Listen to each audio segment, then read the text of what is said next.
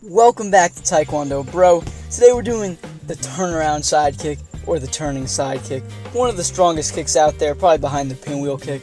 So I'm showing you a couple ways to mix it in. Now, this may seem like a crazy advanced kick, but it's actually one of the more basic, one of the more, relied upon kicks out there. Super reliable. I use it all the time. Now, there's a way to do it right and there's a way to do it wrong. So I'm going to show you how to do it, a different couple combos that you can use. As you can see right now, I'm showing you a few. So we're going to start with more of a tutorial section here. So I'm going to go a little bit slower. So watch how I turn. You pivot your foot just like a pinwheel kick, and then you look, turn around. Now the important thing is you're not spinning. Spinning is when you rotate on one spot in the ground. The turn you're moving towards as you turn. So look at my body position. As I turn, I'm closing distance. That's more power. Another thing to watch out for is that if you're not looking, you're going to be off balance. So as you turn, you want to get your head towards the target. Now in terms of a defensive guard, as you can see right there, when I'm in the side kick, my body is really leaned back and my head is pretty far away from the opponent. So I don't think I'm really in risk of getting punched over the top or anything as long as my kick is fully extended. But then the second you rechamber that kick, you want to get those hands back up because then you're vulnerable to attack again. And then another thing is always extend the foot all the way out. You want to lock out. So when you practice, I recommend you hold your foot locked out for just a second, just so you get used to fully extending. So even when you hit a target, you hit it super strong. Now the advantage of this kick is that you're really putting a lot of force forward into the opponent. When you're hitting with the heel, that is a lot of power. So you can use this kick to either launch somebody back, you push with them, they're going to fall back. Or you can hit really hard with the heel and put some serious damage on them. And then you can also go body or head, so I'm going kind of more headshots right now. Now, the thing to watch for headshots is you need a lot more flexibility, so just practice it.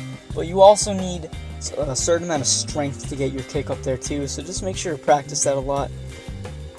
Now, as you see when I'm twisting, I chamber. What chamber means is you're getting ready. Your foot is pulled up. So for a side kick, you want your leg kind of pulled up sideways, and then you extend it out. So that's where a lot of your power comes from. Let's go into a little bit more freestyle now, see how you mix it in. So that's a jump turnaround side kick. It's the same thing except you're jumping as you turn. Now you got this side kick, turnaround side, great classic combo, use it a lot.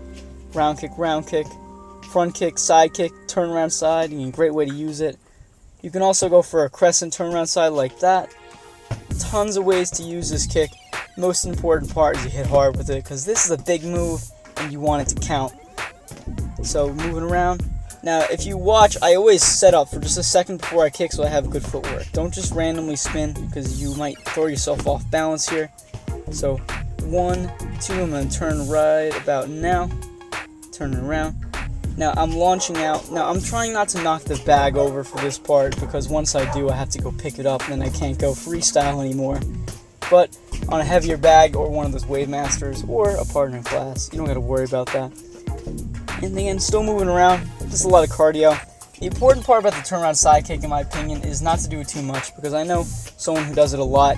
And then what I do to get around it is I will just dash kind of to a diagonal towards where their back is, and then I can roundhouse kick their head, because then they would need to turn extra to kick me, and then they're not going to do that because they would need to know beforehand. So that's one way you can move around this kick. It's kind of hard to block directly just because it hurts a lot, but what you could also do is you could try to grab the kick. Now, just like any side kick, chamber is super important. So if you have a weak side kick, it's probably your chamber that's messed up. So make sure to pull that knee in and then extend it really just fast, as hard as you can. It uses a lot of glute strength because you're extending your leg out that way. And then make sure your toes are sideways too. That being said, that's a pretty basic side kick tip. And I hope you enjoyed this kick because, this is a really staple kick. It's a really powerful kick. I've seen street fight videos where this just ends somebody in one shot. So definitely a kick worth learning, even if you're not doing Taekwondo. I've seen a lot of other martial arts attempt it. I even saw a judo guy throw it once in one of these videos. He didn't even do Taekwondo. It wasn't the best, but I'm just saying it's a really versatile technique. Yeah, so it's definitely worth learning. Get out there, practice, have a good time, and hopefully it's not as hot outside as when I was filming this video. See you guys later. Don't forget to like and subscribe.